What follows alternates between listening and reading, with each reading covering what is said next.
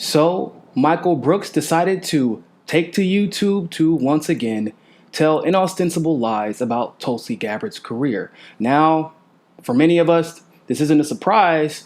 It actually is par for the course, considering that Michael has really been spreading smears about Tulsi Gabbard ever since she announced.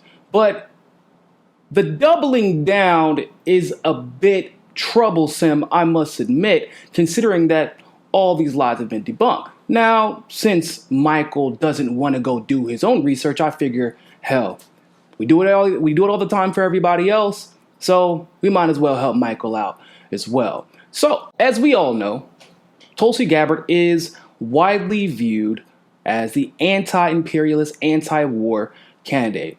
Apparently, Michael takes issue with that.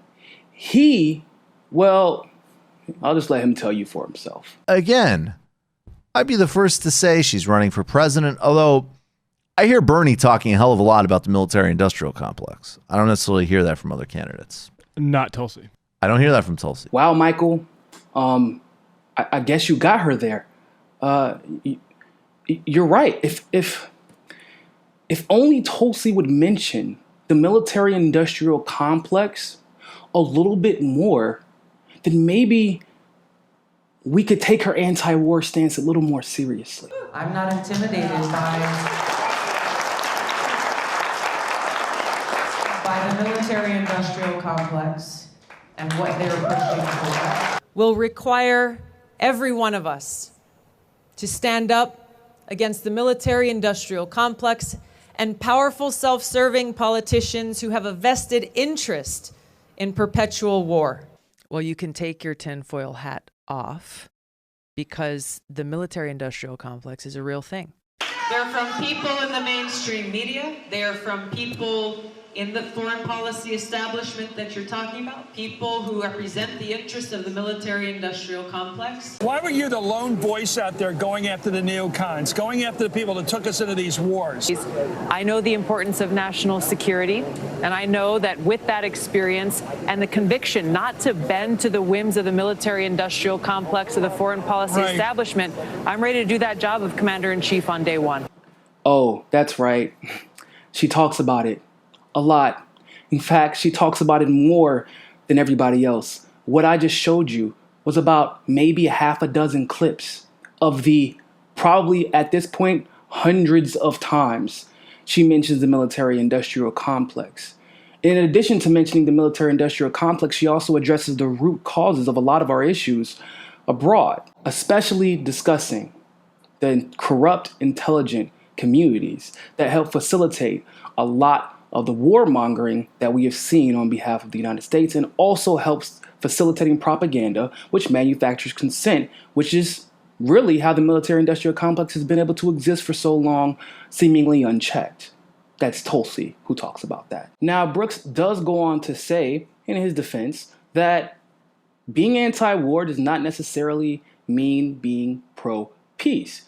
He says that it could mean you're an isolationist, and in fact, he actually lobs this critique at Tulsi, once again, calling her fundamentally isolationist, which is weird, of course, because she gets attacked for going to see people like Modi in his opposition and Assad in his opposition in pursuit of peace, but also she's attacked as an isolationist by the same neoliberal light left who critiques her for going to talk to people outside of the country, which would be the opposite of isolationist, in pursuit of peace. He also goes on to say this. One of the candidates has expressed global international solidarity against U.S. imperialism in a way that is not just framed as a waste of resources or a misdirection of the military, but one that has spoken innately of the struggles and the aspirations of the Nicaraguan people, of the Brazilian people. That's Bernie Sanders. Case closed. Now, once again, I'm just trying to do Michael a favor, okay? Now, Michael, I understand that you don't have a lot of free time on your hands between being Sam Seder's sidekick for your day job and then telling lies in the evening for your night job. all by your lonesome. I understand. So I went ahead and did some research for you and found this. Undermining a common belief in Washington, which is that because I am so strongly fighting to end wasteful regime change wars, therefore I'm an isolationist. The problem with that assumption, and it's a common one that I often get asked about, the problem with that assumption, I think, speaks to the dangerous culture in Washington, which is that in order for us to engage with other countries, obviously that means we are going to be bombing them or killing them with sanctions, right? Because if we stop that, well, then all of a sudden we're isolating ourselves from the world.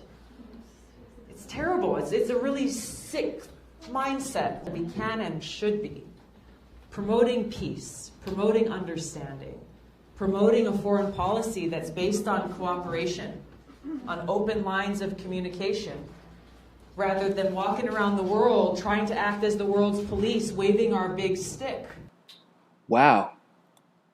I guess it isn't only Bernie who talks about solidarity when it comes to the United States geopolitical role. Huh. Interesting. Now, Michael even goes on to discuss her record on torture. Now, when I say discussing her record on torture, what I really mean is he doesn't actually discuss her record on torture at all, and he just lies, basically. He actually never addressed her record on torture. But he did say this. He simply claimed that he's being ultra diplomatic about her record on torture. Michael, do you mean this record on torture, out of curiosity? And through my time on the Armed Services Committee in Congress over the last 5 years, I've supported amendments to the defense bill that ban torture, ban these enhanced interrogation techniques, and as president will continue to strongly oppose torture and the use of those techniques. Well, not gonna lie, Michael, this case is really starting to mount against you. Not gonna lie. Now, of course, Brooks doesn't just stop there, because no one ever stops there when we're talking about Tulsi, right? You gotta throw some Syrian refugees in there. You gotta throw some emotions up in there, or else people aren't gonna buy into your other BS, because that's not emotionally charging enough. So she voted against refugees. She hates Muslims. Well, let's examine that claim. Now, the bill in question that they're talking about is H.R. 4038, which is the quote-unquote SAFE Act that was introduced by a Republican in 2015 in response to the Syrian refugee crisis. Now, what did that bill actually call for? The bill was actually not to ban Muslims or refugees from coming into the country.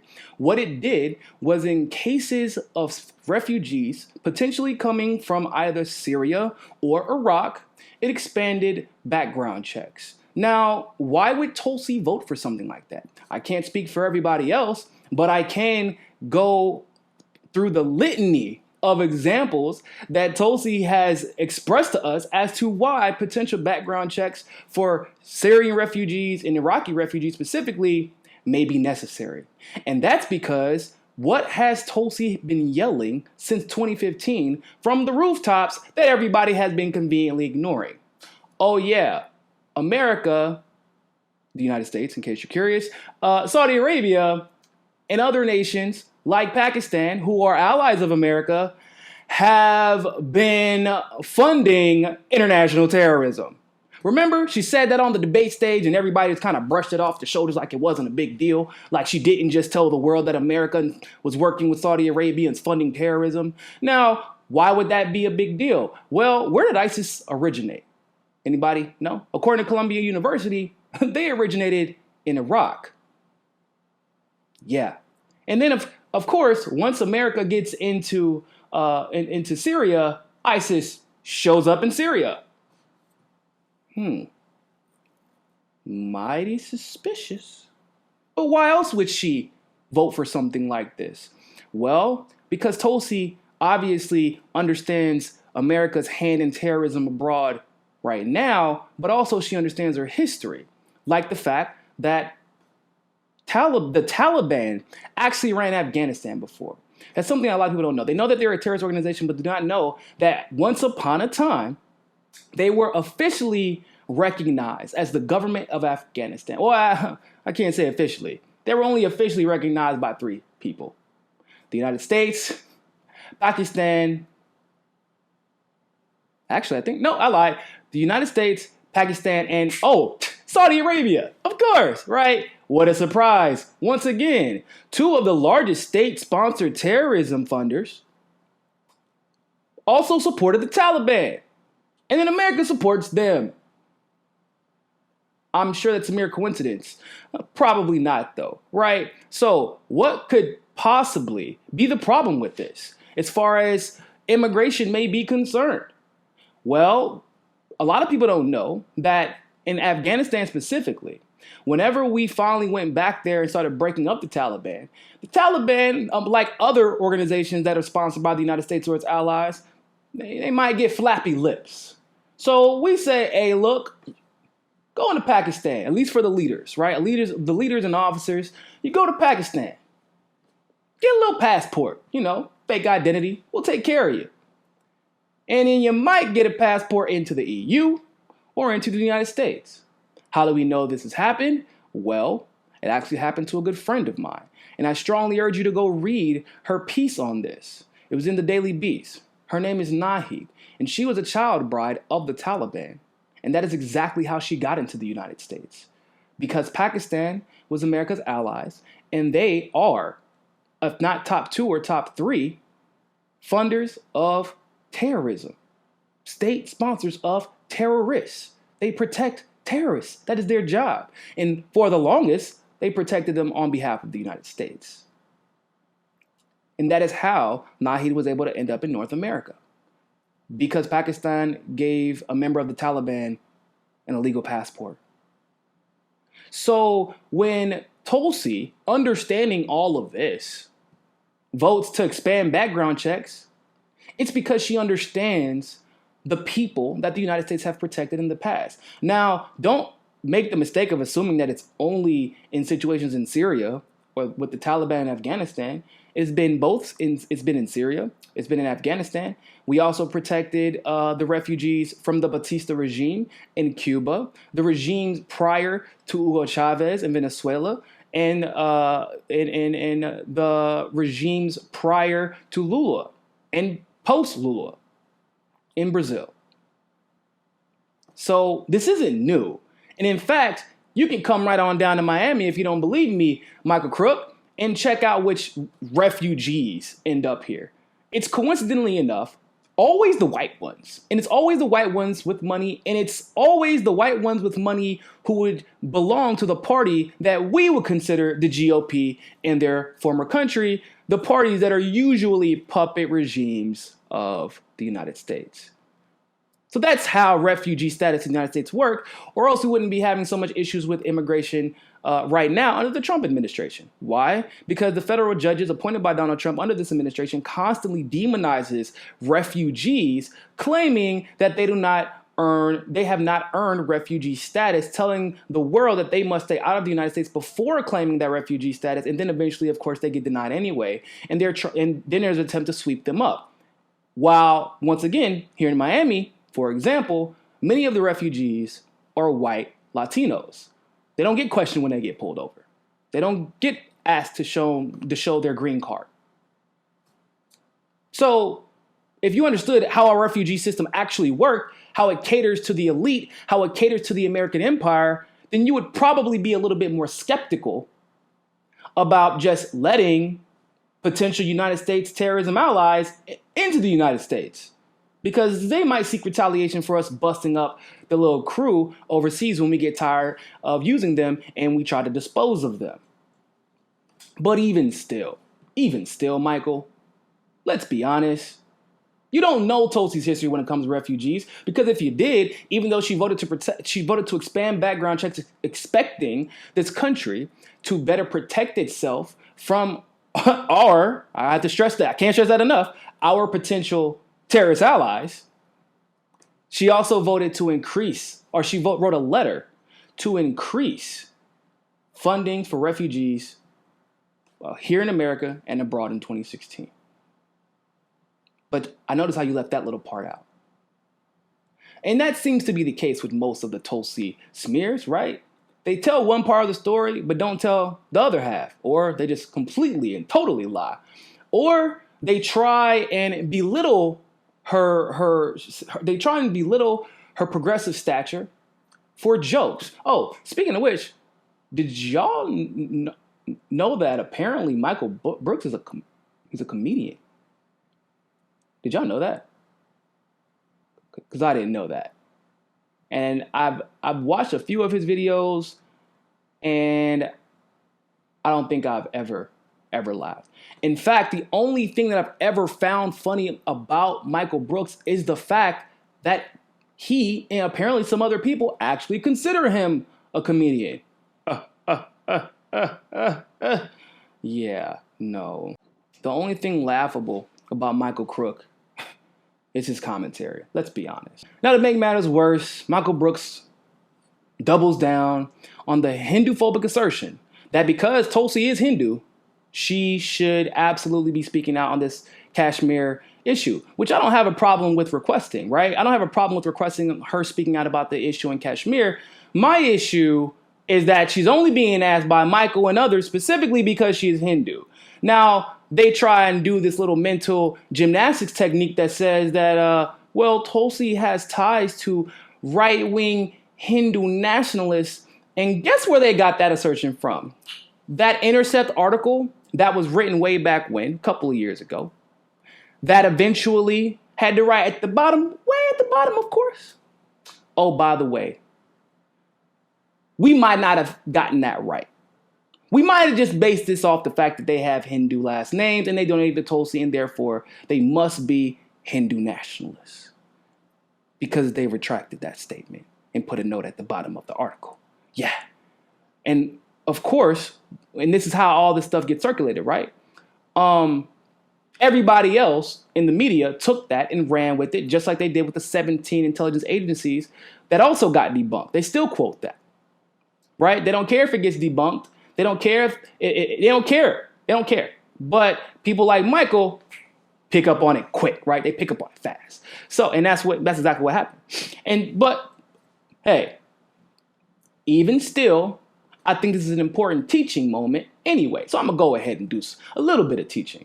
The reason that I don't like what Michael said, of course, it's Hindu phobic, but I think the problem is, once again, a lack of critical thinking and research and an unwillingness to sometimes just admit to oneself in the media and other media people, you know what? I actually don't know everything about that situation. I know this, I might know that, but maybe I shouldn't be lobbying attacks based off of what I read the media. Why would I say something like that? Well, let's take Modi for a small example. Modi was implicated, quote unquote, in the 2002 Gujarat riots. Now, many of you know that he was also investigated by a special investigative team appointed by the Supreme Court. Now, it would probably be pretty important to know that that investigation didn't take place in 2002. It didn't take place in 2003. It also didn't take place in 2004, nor 2005, or 2006, or 2007, or 2008. It took place in 2009 through 2010. Now, why is that? Well, because a current wife of a former member of the Congress Party put out a petition requesting this. Okay, this doesn't seem opportunistic at all. But why is that important? Because in 2009, Modi was not the prime minister. Prime Minister Singh was still the prime minister. Prime Minister Singh of the National Congress Party of India, Prime Minister Singh, who Henry Kissinger was quite fond of, which is super weird, by the way, called him a man of vision and integrity. Prime Minister Singh, who I'm sure was probably no friend of Modi. Prime Minister Singh, who was primarily in charge of putting people in India's Supreme Court. Prime Minister Singh, whose government was primarily running things. And Prime Minister Singh's Supreme Court was the Supreme Court that exonerated Modi. Now, why would that investigation even start so late? I wonder if it's because Modi actually started to increase in popularity across the board in Gujarat and all over India, really. And Singh was on the way out, and Singh is considered like India's Obama, if you will. He was universally loved. He's the best president ever. If you Google his name, they treat him like they love the ground he walks on. Okay? Like I said, Henry Kissinger loved him. So you know he has to be just quite an amazing guy. But Modi was gaining in popularity. So I wonder if it has anything to do with the fact that the elections were coming up. Then subsequently, after that investigation was complete, Modi becomes the leader of the BJP, which I'm not too fond of because from everything I've read, they are like our version of the GOP. But if India is anything like America, you got to pick a party. You got to pick your poison. And then, of course, we know how that story ends. With Modi winning prime minister in India, with Modi a year later, after winning, getting a 87% approval rating, to now, in 2019, only a measly 74% approval rating. Maybe that's why they were trying to smear his name. And it's interesting, too, because really all you ever hear about is the BJP being racist, being Hindu, being Islamophobic, which I'm not going to disagree with that because I've seen enough evidence to see that substantiated. But also the fact that, well, I never hear his policies talked about. Like ever. I never heard his policies talked about. So I went and did some research for Michael. So maybe in the future, he can just stop talking out of his ass if he doesn't know about things. Because he said, there is no evidence that Modi is anything but a right-wing extremist identitarian. Why would he say something like that? What policies did he bring up? Did he bring up any? No, he didn't, but I'm going to bring some up. And let's see if the policies listed here are right-wing extremist identitarian policies.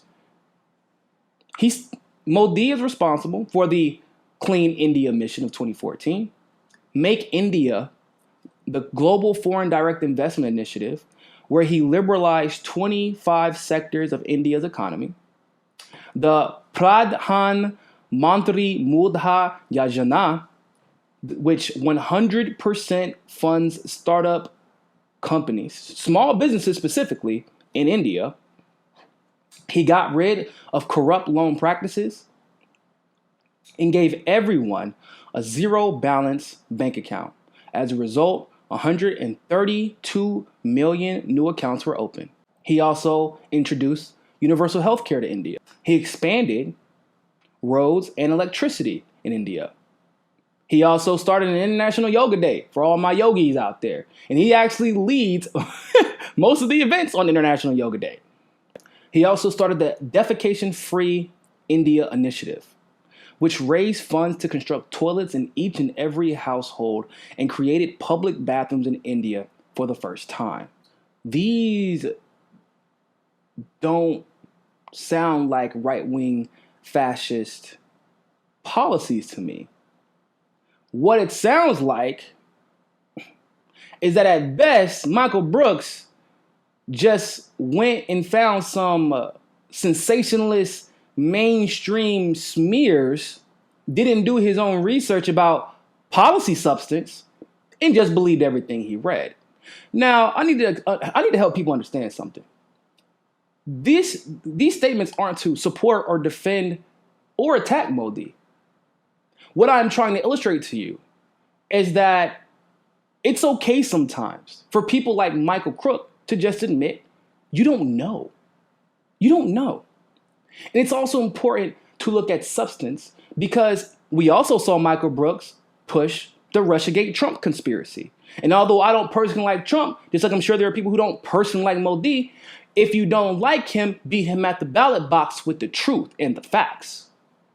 Don't lie and smear and undermine the integrity of your message in order to get the candidate that you want pushed. That's the point. You don't use sensationalist tactics and try to rile up people's emotions. Just win at the ballot box. Win at the ballot box by using the truth. Trump has enough problematic stances that you don't have to lie about them. And if Modi has enough problematic stances himself, I'm absolutely positive that India, with one of the best election systems in the world, can get Modi out. And it's their job to do so. And sometimes, like I said, you just don't know. You don't know the truth because you're not there. But we've seen smears about all of our... Remember Bernie Sanders is a racist, sexist, who doesn't care about black people? We know that there are smears against people who may not necessarily support the United States imperialism. We know this. And if you do your research, you'd find out that the first smears in the United States about Modi actually came from the GOP when he was disallowing the evangelicals from the West to come and try and pay to convert Muslims in Gujarat. Because everybody knows that the first step in imperialism is what? Now, maybe I'm being too unfair to Michael Crook. You know, it's not like he has an ulterior motive to smear Tulsi's record to tens of thousands of people, right? It's not like he has some ultimate goal in mind that would corrupt his messaging and his integrity, right? It's not like that. Now, look, I have no doubt for a contingent of people, this is totally unfair and Tulsi's the best thing ever. And we're not here to be fair to candidates that aren't Bernie Sanders. That's number one. And that applies to anybody who whines to me about any candidate. Oh, well, that's kind of awkward. It's really awkward, actually. In fact, it seems that the entire goal of his video wasn't to actually tell the truth. It wasn't to explain to people from an objective perspective Tulsi's record, because there's nothing wrong with critiquing her. But he didn't actually mention any policies. It just seemed like this video was to try and kill the reality that Tulsi does have the best foreign policy record and does have the most foreign policy experience, at least the most positive foreign policy experience, in order to prop up Bernie. And I'm a huge Bernie Sanders fan. I am. And maybe Michael's right. It's not like Bernie has a list of horrible foreign policy decisions.